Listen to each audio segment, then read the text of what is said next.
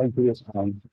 Thank you for the kind introduction, and I'm very happy to be to visit the department. I was here about, I think, 10 years ago, and much has changed. Good to see some of the old friends and also see new faces. And seems the department is doing very well, what I heard. So this is very recent work. I'm going to talk about hierarchical clustering and mixture models. So these are old topics, so it's kind of surprising there's still something new to say.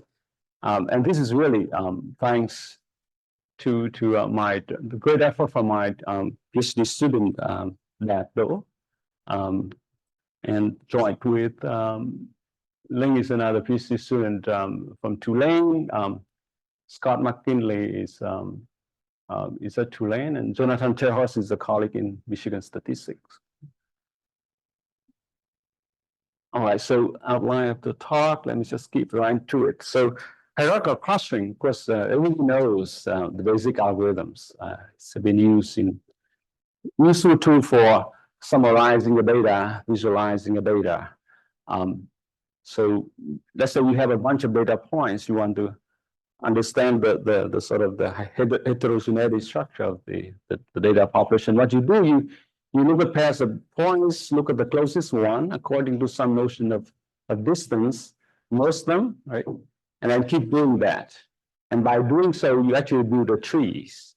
And this tree is very useful, right? As a way to visualize how the data are different, how they are clusters.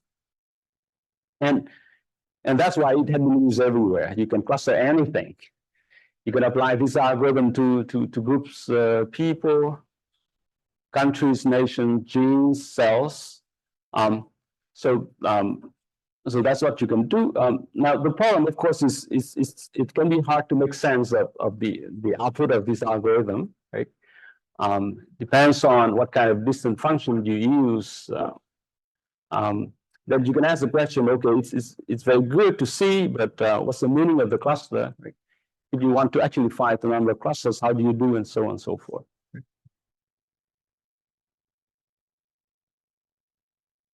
Okay, so in statistics, of course, if you want to make sense of your method and trying to draw inference about your estimate, you use statistical models. You make some assumption about the data. And the simplest example of the kind of models for learning about the clustering behavior of your data populations is mixture models. So a bit of notations here, and I'll come back to this. Suppose that I have, I can assume, NID samples from the data, from some mixture distributions that have this particular form for the mixture density, right? So in this case, I have, say, k components, and the mixture density takes the form of a combination of k kernel density functions that correspond to the k components in the data. So the pi here are the mixing proportions, and the theta I here is the parameters associated with each of the components. And so you have from 1 up to k components. Right? And of course, there are many experts in the room, but I also mentioned that we're going to use this object G as this called mixing distribution. Is a discrete property measure supported by this k atoms theta I with the mass pi. This capture everything you don't know about the models, right? So you want to estimate the parameter, meaning you want to estimate this mixing measure G. So mixture models are good in the sense that you can prove theorems about them, right? Consistency, you can have some guarantee for your inference, and that's what they are very good. They have some challenge, right? They can be difficult if you want to produce. You want to go beyond clusters, right? You want to learn more about the data. You want to produce hierarchical trees. What you can do with the mixture models immediately is not quite obvious, right? Either you want to create a new models, and that is more complicated than mixture models, but that can be hard. Very hard to interpret when the number of components is large, right? Then you have too many cluster, you have too many components. So how do you interpret what you find? And of course, what if the model is wrong, right? Of course, the models are wrong. Even if it's off by a little bit, then that creates some challenge in how do we interpret what we find with this kind of model-based inference. Here's kind of a silly example, right? For using mixture models to cluster data. So this sort of simple, kind of silly example, we have a bunch of images of these dishes, and let's try to cluster them using mixture models. And let's assume that the images are sampled from a mixture of normal distributions. There's some details about how do you specify that. Of course, there's an issue about then how many components should I put it in the model, right? So ideally, you would like to come up with an answer of that 10, right? And each of the components correspond to each of these 10 different dishes. Unfortunately, that's not the case. If you use something like BIC type of method to select the number of components, you get something like 100, right? And okay, and then you fit the model with 100 components, say, and then you have the issue of there's too many components, right? And so, as I said, in practice, that's difficult because how do you interpret these 100 components? How do you relate that to the 10 dishes? You have work to do there. In theory, there's also a big issue too. And so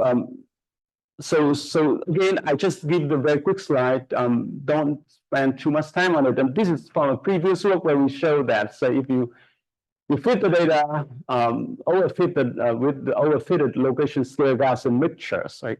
Even in theory, even if the model is correct, the model is right, then there's very slow conversion rate for the parameters, for the mixing measure G. And the conversion here is measured in terms of optimal transport-based metrics. There's a different, what's the sign metric, a different order, W1, W4, W6. Again, don't worry too much about this at this point. Go back to this soon. Point here is that in theory, it's very slow conversion for the parameters.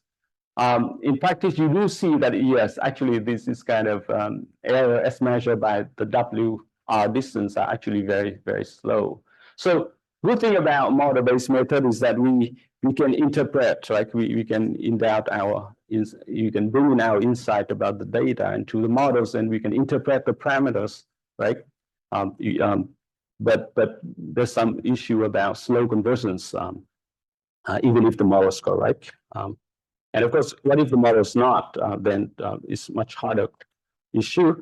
So let me remind you very briefly about the optimal transport-based distance that I will use. So this is really kind of interesting because it starts from the theory, and then at some point, based on some of the understanding of the theoretical behavior of the mixture models, we come up with a method that's just simple and that also has some nice sort of theoretical and practical impact, hopefully. So what's the sign metric? This is just a way to quantify the movement of mass from one property distribution to another. Quantify how hard it is to do this transportation of mass. So let's say I have two. Let's see. So let's say that I have two property distribution G and G prime. Okay, so I shouldn't do this. Okay, let me just stand here. I have two property distribution G and G prime on some nice space, say RD. The transportation plan is formalized as a coupling, which is just a joint distribution that induces the marginal G and G prime. Okay, so you look at all the space of all possible couplings, and find the one that minimizes the cost of moving mass, so which is defined as the expectation, right, of, in this case, just the difference of the distance between theta and theta prime taken to some R power. Take this expectation under the coupling distribution, find the one that minimizes it, and that defines the WR distance. Okay? You can choose R to be 1, 2, and so on. If you can understand, we can understand the conversion behavior of the mixing measure of mixture models under WR distance, then that can be used to translate into the conversion behavior of the parameters in the model. parameters is the one that have the meaning. So we want to figure out what the rate. So for example, if you can show that there's a sequence of a mixing measure Gn that tends to G naught at the rate omega n, right? And let's say G naught has a finite number of support points, then it's very easy based on this definition to see that then for the atoms of Gn that would tend to the two atoms at the same rate omega n. But because there's a lot of redundant atoms that tend to the same thing, right? Then there's amount of mass that sort of for the redundant atoms that also vanish, but at the rate omega n to the r, so that's a bit faster than omega n. Okay? So as I said earlier, the rule starts from theory, and eventually it goes into algorithms. And for the kind of theory that we want to prove here, the main work is really trying to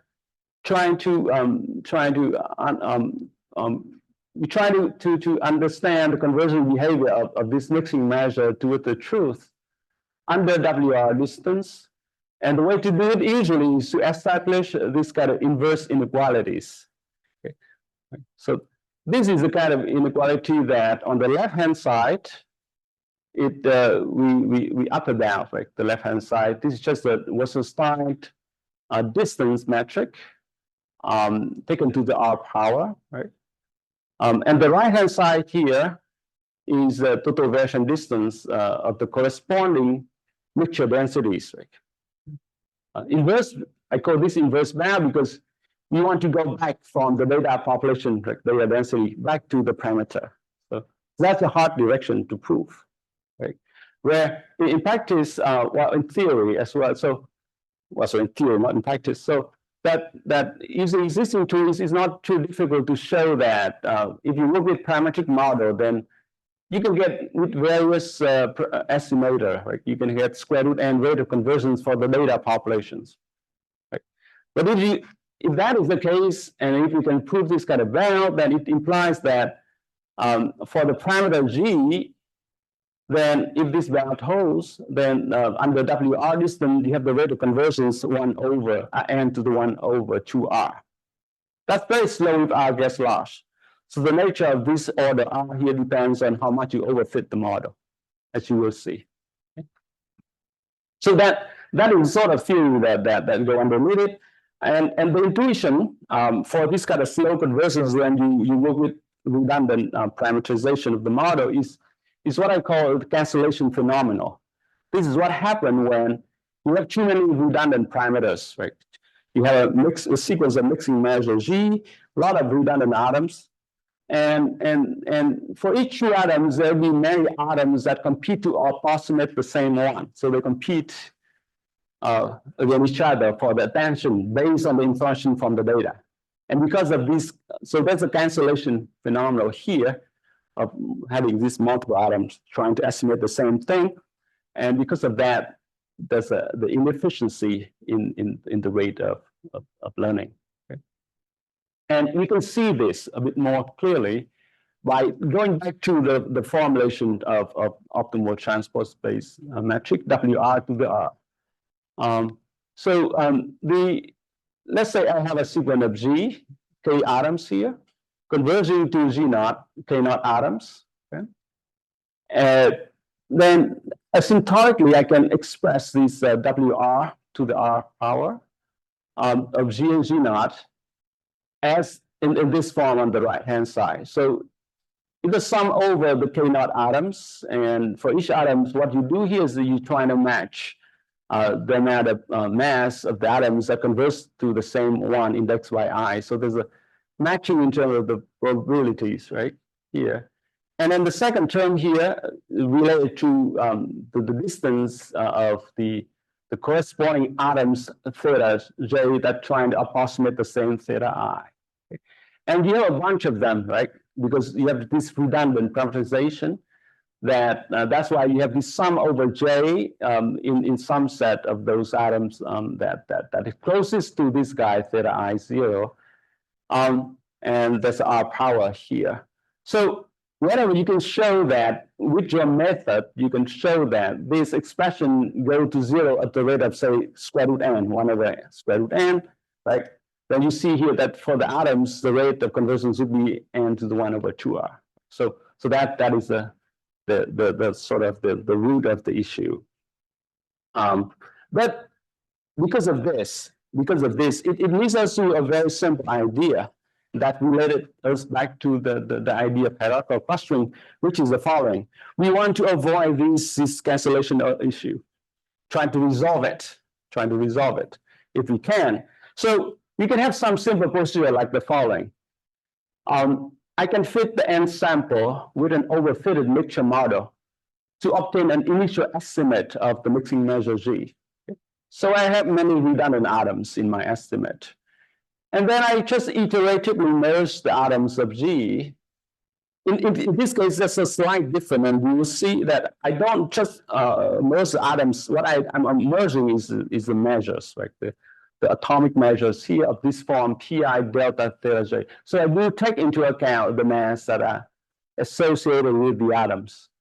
So I'm merging these atomic measures, and I keep doing this until there's only one atom left. I stop.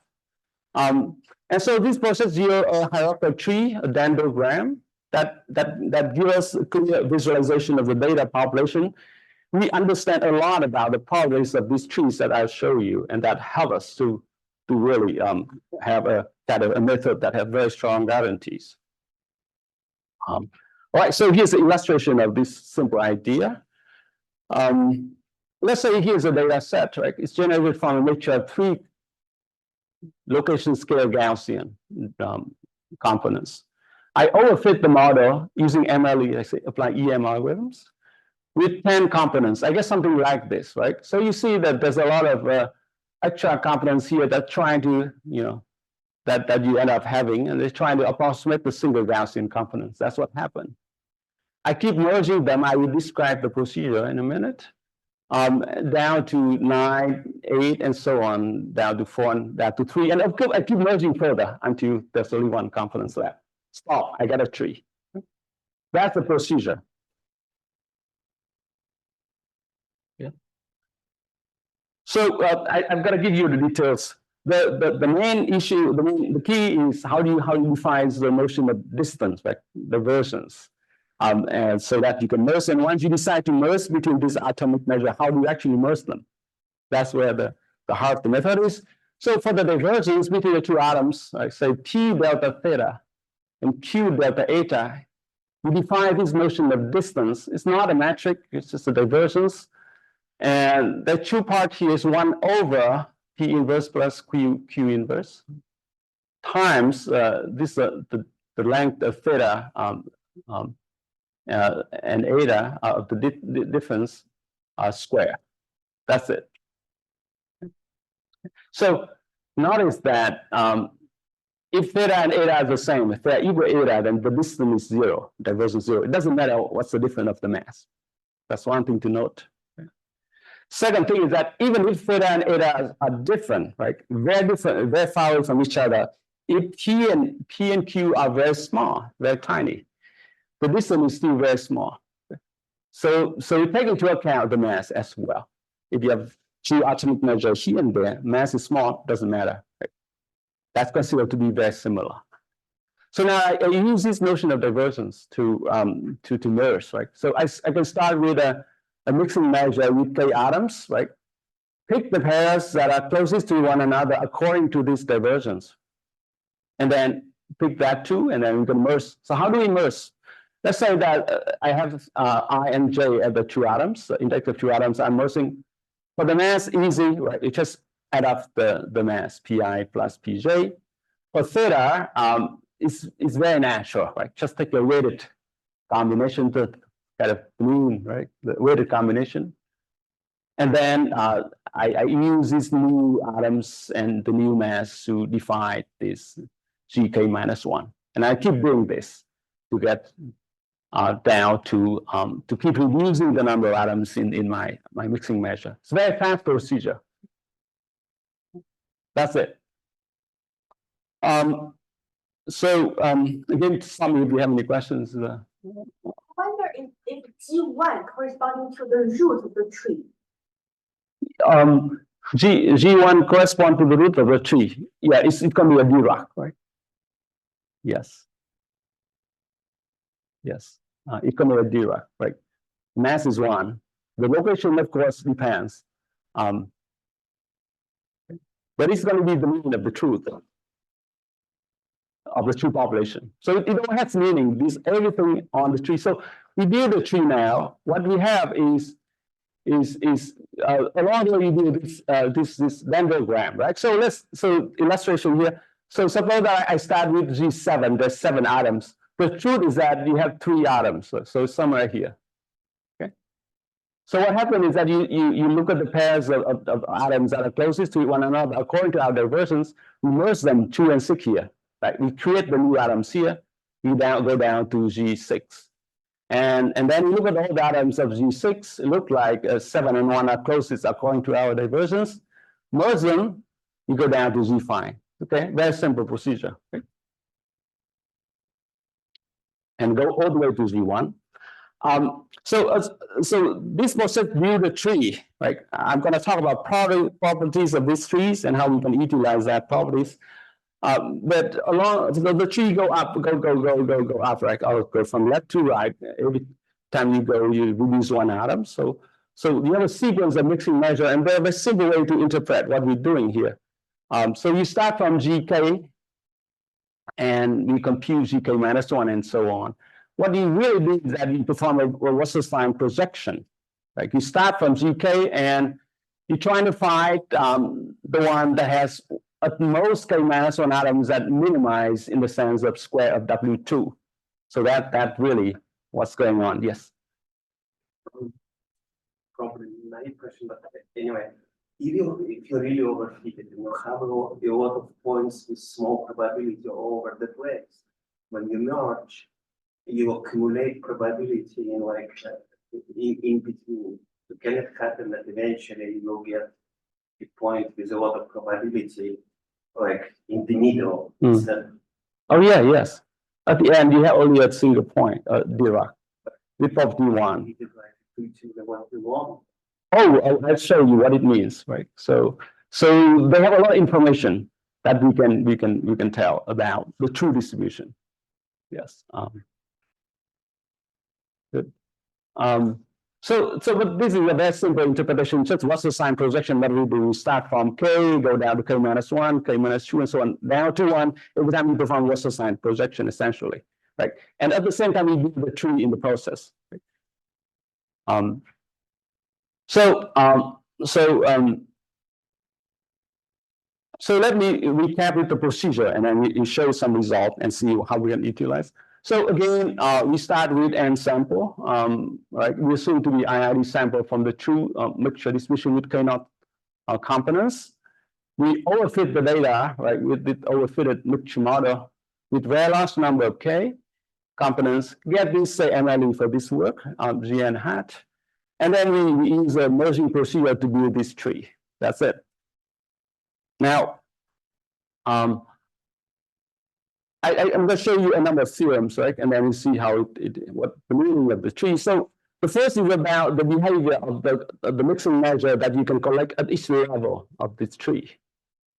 I need some condition for that. So first, the main condition is related to identifiable conditions for the mixture models, and this goes second order strong identifiable conditions. So what it says is that the collection of functions here, f, and the first and the second derivative of f with respect to the parameters, they all have to be linearly independent.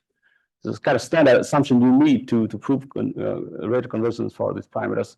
And later I'll tell you what happens when this condition is violated. That's really very interesting. So assume these second order identifiability conditions and some very mild variability conditions on the Lipschitz behavior of f. And let G kappa denote the property measure with kappa atoms obtained by the procedure, right? At this level. Then what happens is the following: if you are currently overfit the model, right? If kappa is at least K0 plus 1 up to K, then what happened, and then goes to infinity, the sample size is that Gn had kappa 10 to G naught at least this rate, log n over n to the 1/4. Okay? If you are at the overfit level.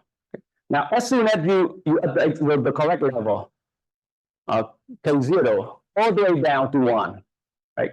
Then they tend to something that correspond to the dendrogram if you apply the procedure to the true mixing measure G naught. Right? They tend to that at the fast rate square root n. So that's what happened. So if you apply the same procedure for G naught, but for the truth down to the Dirac, right? Then that will give you this G naught 1, and this Gn hat 1 will tend to that, right? And that will correspond for G1 is very simple, it's just the mean of the population. But what's interesting is the other kind of mixing measure that you can extract along the way. Okay, so how about the height of the dendrogram, right? You build this tree, and we know a lot about the height, and that can be very useful for us. At each level, kappa, I define the height to be this way, right? It's just the divergence of the pairs of atomic measure that I pick to merge. As soon as I merge, right, I record the divergence that give me the height. And we find the same thing for the true mixing measure G naught. So what we can show here is that if you are overfitted, right, at the overfitted levels, kappa is at least K0 plus 1, then the height vanish at a very fast rate, square root n. Okay? And if you are at the correct level all the way down to 1, then it tends to something, right, to the truth. If you apply this procedure to G naught, also at the rate of square root n. So go back to, let's see, so this is very useful information, right? So this illustration, when you start from G7, the truth is that you have 3 atoms. So you see that all the height here supposed to vanish at the very fast rate. And all the height there, after you pass by the correct level, they tend to something that's away from 0, also at the fast rate.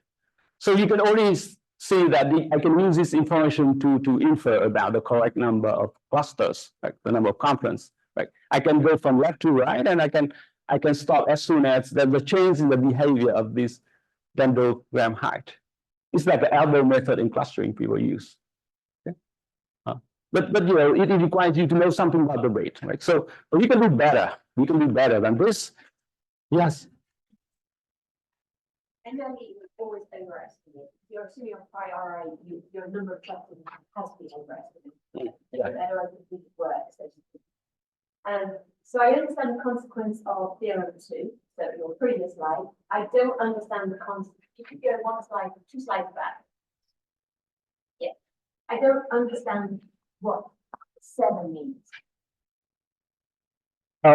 7 here means that if I apply the procedure on the true G naught, right, I can still do that. But I only apply that for the correct number of atoms. So let's say G naught has 3 atoms. So I start to merge them. Yes, with respect to those quantities. Yeah. Okay. So, this is not useful, I guess. Oh, this is very useful, but well, it is useful when later I will tell you in the next few slides, and then you can ask me if it's not useful or not. Right? So let's wait for one more slide. So asking is just like theoretical results. Suppose I have got the right cluster, then I have like all this consistency of it. Can you? It's not to now define the procedure of choosing capital, right? So it will we will define a procedure to choose have a constant estimate of kappa of K, and that's going to have us to have optimal rate of conversions. Now, if you don't care about optimal rate, you can just take any mixing measure G here at the overfitted levels. That only give you a consistent estimate. Maybe the rate are not great. It's only n to the 1/4. And in fact, later I'm going to show you, and this is really, for me, this is what I'm most satisfied about, is when we work with weakly identifiable models, right? The condition in the field is not correct. Like you don't have a second order identifiability. That was a sort of open question for us for quite some time. You can see use this procedure to achieve the optimal rate of conversions for the mixing measure and for the parameters. So a little bit on that because I'm going to show you that. So we can use this to sort of determine how to cut the diagram with the strong guarantee, but I think we can do better by combining the information about the height of the dendrogram with the likelihood. And we get something that we call the sort of VIC dendrogram information criteria that allows to select the number of cluster. So other notation here, of course, we're going to look at the likelihood of the model that is applied to the mixing measure G that we collect along the way. Right? We can evaluate the likelihood, right, with respect to that mixing measure G. And we know that it has a very nice property in the following sense that they tend to the expectation, right? Which is expectation of this log, and that relates to entropy, right? Negative entropy of the true distribution. And moreover, if you are at the if you are at the overfit level or exact fit level, right, kappa, then this empirical likelihood, right, applied to the mixing measure at that level tend to the negative entropy of the distribution at least this rate and to 1/4. Okay.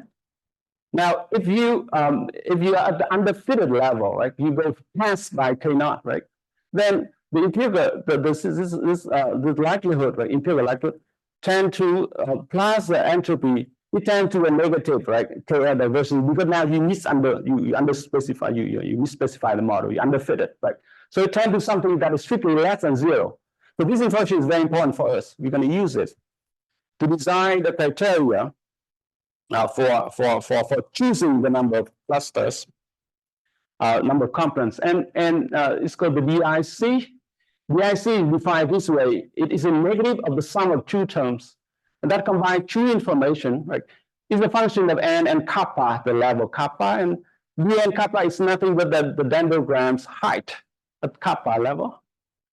And then the L bar here is just the likelihood that we apply to the mixing measure at that level. We weight by this omega n. The weight is in theory is at least between 1 and n over log n over 1 based on the theory. Okay. In fact, it's just should omega n to be log n. That will be good enough. So the criteria is just to choose a k that minimize the BIC. That's it. And I want to mention that the scale of this is not asymptotic. It's just like, of the unit scale, because you see, if you underfit, right, if kappa is too small, what happens is so you want to maximize the sum, right? You want to maximize this sum. So now if you underfit, if you overfit the model first, right, then you know that d and kappa is vanished, goes to 0. So that doesn't contribute to the maximization. Right? So this one would not be good. Now if you underfit the model, then this LM term would tend to something that is negative, right? So again, not good either. So we can show that, in fact, if we choose the minimizer of this, that gives you a consistent estimate of the number of components. And now if you pick out the mixing measure at that particular level as a plug-in estimate, then you get square root and rate of conversions for G, for the mixing measure, right? Because, okay. So now let me go to really, for me, this is the most interesting part of the work, which is what happened when the theoretical conditions about second order strong identifiability is not satisfied. And it turns out that it's not satisfied even for the location scale Gaussian mixture. Right? So this is the kind of one of the most popular models in our field. We tend to say, okay, let's use this location and the shape can be vary. We don't know about the number of comments. Let's overfit it.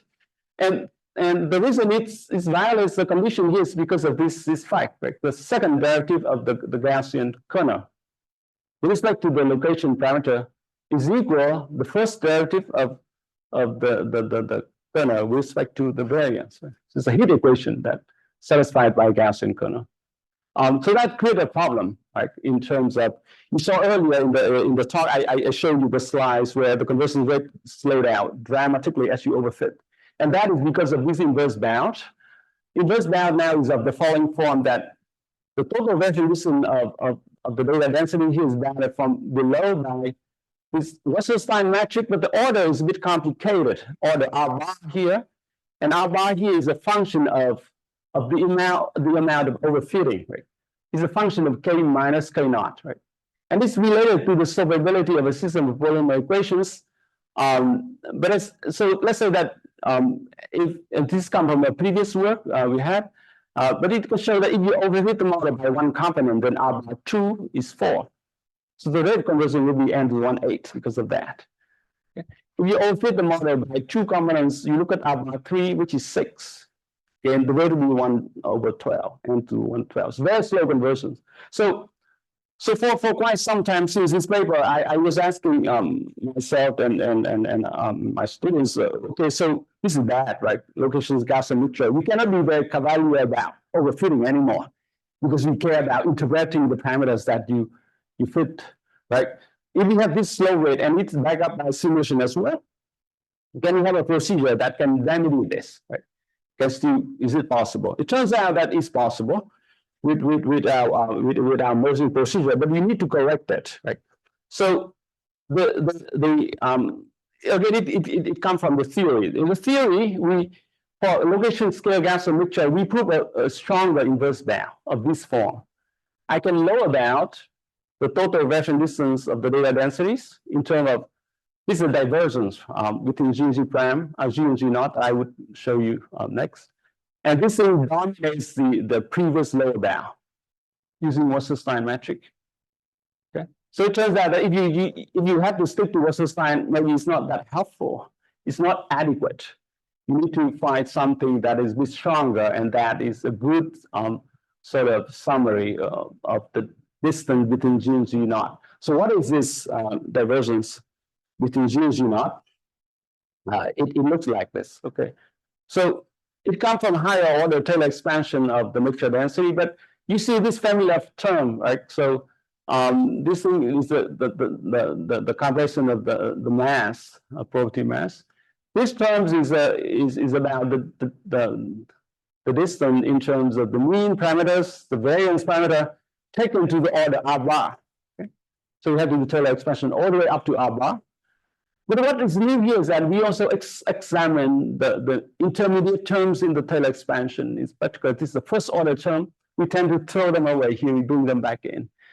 First order Taylor expansion with respect to mu, with respect to the variance, and we also look at the second order Taylor expansion, and then we utilize the heat equation that we saw in the previous slide and combine them. Okay? This because the second derivative with respect to mu is the first derivative with respect to sigma. We utilize this kind of coupling between the two parameters. And so we have this form. You can show that this is a better bound.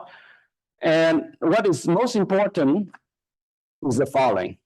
That give it a way to merge the atoms in these redundant forms. Because now we have two types of atoms, the mean atoms, the variance atoms, they're coupled through the heat equation. Right? So what we do is that we're going to zero out the third and the fourth term in the divergence that you just saw earlier. That give it a way to merge. Right? So go back to so this is a formula, a very simple formula. I'm going to merge the mu and merge the sigma by zeroing out this. And by doing so, we explore the kind of stability of this metric. And then we arrive at this very simple procedure now for location scale gas and mixture. For the mean, let's say that these are two atoms that I want to merge, right? Using the same notion that was identified earlier. But let's say that I want to merge I and J, right? For the probabilities, is the obvious thing, like just add up the probability as before. For the means, same as before, right? The weighted combination of the mean. Now, variance is very interesting. Because what I do, the mu variance now is a weighted combination of the variance, but we also have the additional terms, like mu I minus mu nu transpose. Okay. So So these take into account the coupling between the mean and the variance according to the Gaussian kernel. And you see here that what I note here is that the merged variance now is obtained by the weighted combination of the old variances as well as the variances of the old means. So that turned out to be the really right thing to do, according to our theory. And so this theorem is a bit dense. We prove the same kind of theorem about the behavior of the dendrogram. The main point to look for is the following: that we have a sequence of mixing measures that are obtained by the procedure, right? But as soon as we are at the correct level, kappa, right, is at least k naught, right, at most k naught or below, then you have the correct rate of conversions for the true mixing measure. Okay, and because we combine with the following factor I mentioned earlier here, that as soon as you are at the correct level of the number of atoms, then the diversion behaves like the W1, and so we actually have square root n rate of conversions for the mixing measure, which isn't the case if you open MLA. The rate can be horrible. Right. So, and as before, we also have the DIC criteria. It's the same criteria as before. Choose the K that minimizes the DIC criteria, and we can show that even for this kind of weakly identifiable model, this gives us a consistent estimate of the number of components. So let me really go back to this this picture to sort of illustrate the intuition of this procedure. So mixture of three components here. Keep merging down.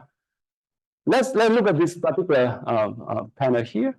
Let's at this point we have four components left, right? 4 atoms, and this one take care of this, so that's all good. But what happens is these two Gaussian components are trying to compete, right? The attention of the data, so that they can approximate this guy, right? So clearly you see that if you decide to merge these two, in fact, that's what the procedure is telling us to do. For the mean, you said to take the weighted combination of the mean, right? With the variance, you cannot just simply take the weighted combination of the variance. You have to take into account the fact that these two locations they vary far away from each other. Right? So combine that information, in fact, give us this very nice looking estimate, and it turns out to be the consistent and very fast optimal sort of rate conversions for this. Okay. Let me see how much time I have left. Okay, good.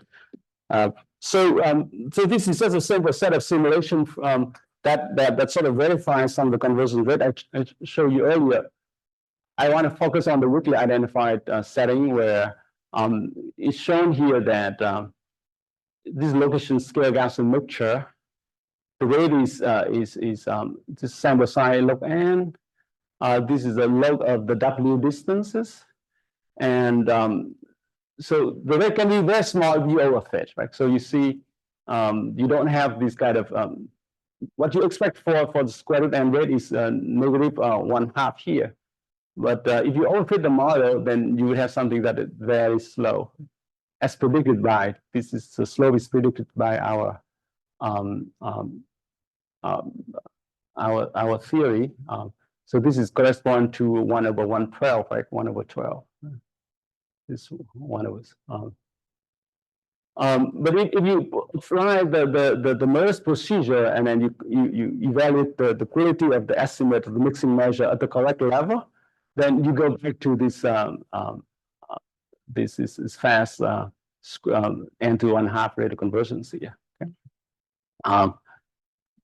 What is interesting is to look at the model selection issue. So first, we compare our method with AIC and BIC type of criteria. Assume that the data is generated according to a mixture, say, of 3 components. So in this case, AIC, BIC, BIC, they're all doing well. Eventually, if n is sufficiently large, it can find the correct number of components to be 3. Okay? Because BIC doing even better than DIC. Right? AIC takes some time to get there, but it can. Now, what is interesting is when the model is wrong. The model is now misspecified. So I generate have the data generated according to the 3 components here, mixture two Gaussian, and you have epsilon, very heavy tail, confidence here at the tail. Okay. Now, apply our procedure, we fit the data set with a mixture of 10 components, always Gaussian location scale here. And then we apply the procedure, we produce this tree, right? So of course you see that the height here is very low, so maybe the number of clusters is somewhere in this range. You can cut it here or you can cut it there. Could be 2, could be 3, right? You start to see that based on the height of the confidence. Now, if you apply the DIC procedure, and this is what happened, right? So with AIC, so for us the true number of confidence is 2. And here we report the correct proportion among all this simulation. And so DIC get there eventually, very fast actually. DIC go up a bit and then eventually it go down. AIC is always somewhere there. So none of them give the correct number of confidence, which is true from our point of view. So what exactly is the number of confidence that AIC and DIC are predicting? Well, look at this plot, right?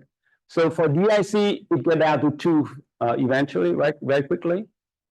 This DIC. DIC eventually set out to 3. Remember, we actually use 3 components. That's what DIC is producing. AIC is just going up. Okay. So now at this point you say, well, DIC is not too bad, right? Because actually I use 3 components. But for us, we are a bit more conservative. Our method, we tend to treat the epsilon contamination as anomaly. It's a very small number of components and it's discarded according to our criteria.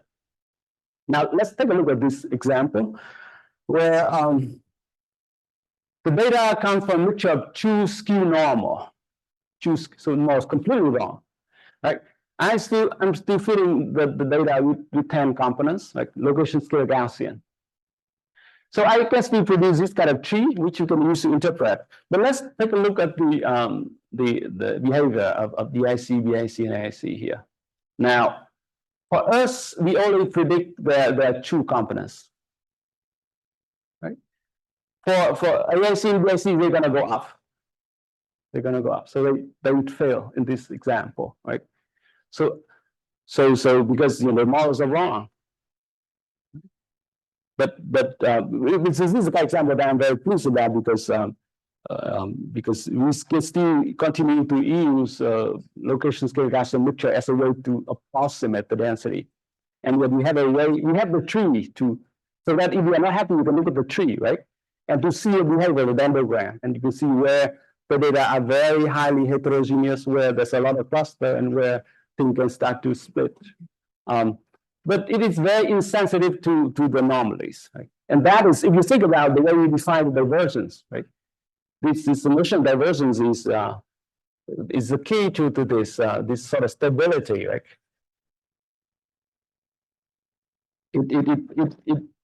It designed so that it can discard very small amount of mass, right?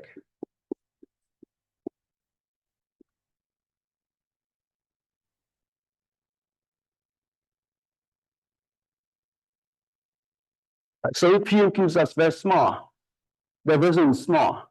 So that's why even in this example, right, when the model is clearly wrong, so what you do is that you're going to put a lot of Gaussian here, right? You had to put a lot of little Gaussian with a very tiny amount of mass at the tail. Here you can use a very big Gaussian distribution to take out most of the mass, right? But you add a lot of small sort of Gaussian, location Gaussian to capture some of this misspecification. But those will be discarded, right? Tend to be discarded by our choice of divergence. It has this stability built in to allow us to discard that. And if you're worried about that, that maybe you're discarding too much, we are too insensitive, then we have to go back to this tree structure because to see where the heterogeneity lies. So this is the last example, like this all for the real data set on a single cell data. This is we have this this very high dimensional data, about 68,000 cells, and they have been labeled with 11 cell types. We work with the data set that have only 5 cell types. And after we perform PCA, get it down to 10 dimensions. And then we apply our method on overfitted location scale Gaussian mixture again. And here's a tree that we can produce that is plot with respect to the first PC, with respect to the second PC, they're the same tree, right? So you can sort of see that there's a lot of very low dendro height here. So look at the number of clusters is going to be somewhere here if you want to cut, right? And if you apply the DIC criteria, quite remarkably, it managed to find that they're exactly 5. It does produce 5 number of clusters in this data example. Okay. Yeah. Just by looking at the dendrogram height, you see that it dropped down to 5. 6 years becomes 0, right? So you can sort of see that there's no redundancy. And you look at the likelihood again, it also gives you very good information about where to cut off. But just apply the DIC criteria gives you that exact number. In summary, I think we have a method that sort of bridging the ideas of hierarchical clustering and mixture models. And that aside from theory, and what I like about that is that it helps us to actually come up with a procedure that also work well in the case where the models are challenging, weakly identifiability setting, where the models actually, there's a lot of similarity in the Fisher information. Because that's the root of the issue. And so it's nice theory, but in practice it seems to be very promising. It gives very robust inference, very efficient in computation, because I want to mention that we fit the data only once at the overfit level. Never refit the data again, never refit the model again. So even after we get the consistent estimate for k-hat, we never refit the model again. We just use the same mixing measure that we obtained through the merging procedure. So extremely fast. That is I really like. I would like to extend this to a Bayesian framework. So that's the ongoing work. So I stop here. Thank you.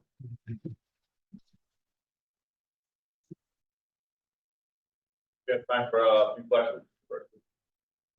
So the tree structure, how many children each node has? Is there, it should be a 1 or 2. Only 1 or 2. Because every time we merge, we only merge 2 at a time. Yes. There's some other ways to merge, and yeah, we can also do that too. But how many layers is the tree?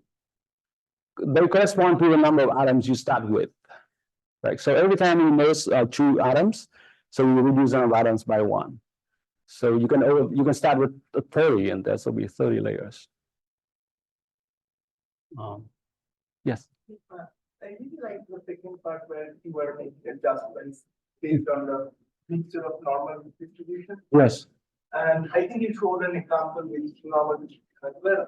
But I was curious, if you have a mixture of distributions that are a bit heavier tail than normal, can you sort of have a intuitive recipe, generally make similar adjustments? Suppose I have a mixture of 5.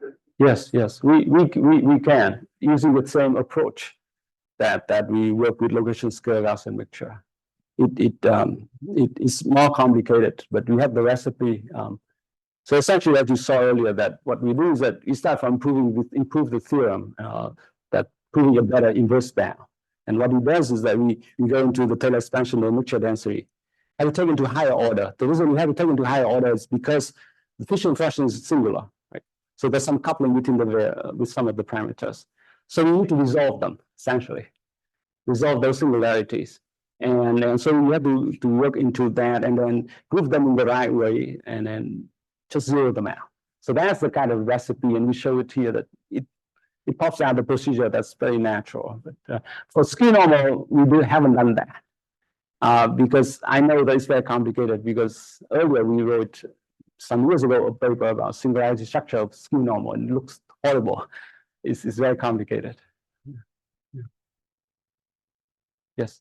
Can you not use a similar PIC for detecting the number of clusters?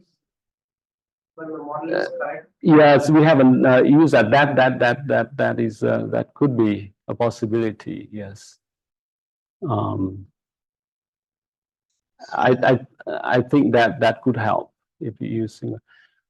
Though, if I understand correctly, they didn't account for the kind of singularity structure to get the kind of rate of conversions that we get. So they didn't quite get into the heart of the issue for the primary estimation. So, yeah.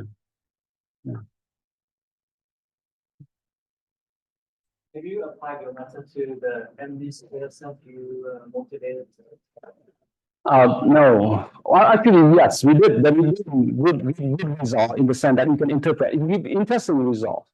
In fact, we do have. So I have that to plot the kind of tree structure, and we have trouble trying to visualize it, and so we didn't try too much. But yeah, we did get some interesting result. I can't say whether it's good or bad. How much?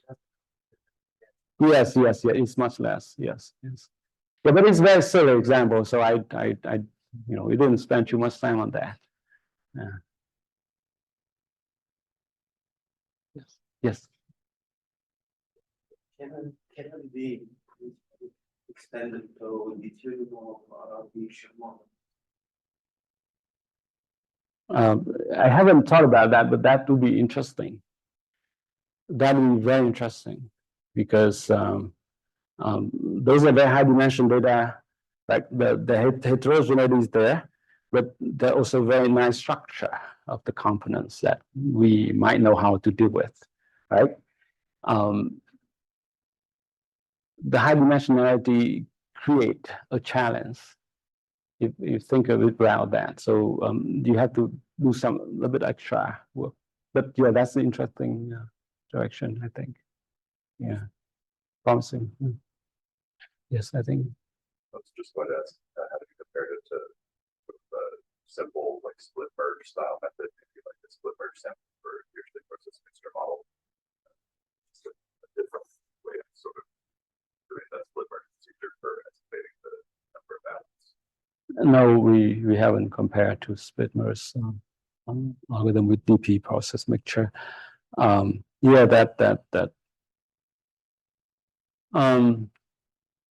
the original goal was to improve on the conversion rate of the mixing measure that we can prove. And I was very happy that we can get down to square root n, not n to 112 with the overfitted mixture. And then, of course, the merging procedure seemed to work well on the specified setting, which is also the direction we want to focus on. But that could be interesting to think about. That requires the prior. Like, so I do mention that we want to extend this to the Bayesian setting, but not so much on a non-parametric setting yet, because remember, we still have to start from a level, overfit level. So it's still parametric, just a lot of redundant. With non-parametrics, it requires maybe new idea. I would love to be able to get there, but with non-parametric prior, that requires some new idea on how to merge to start with. Yeah. All right, let's thank our speaker again. Thank you.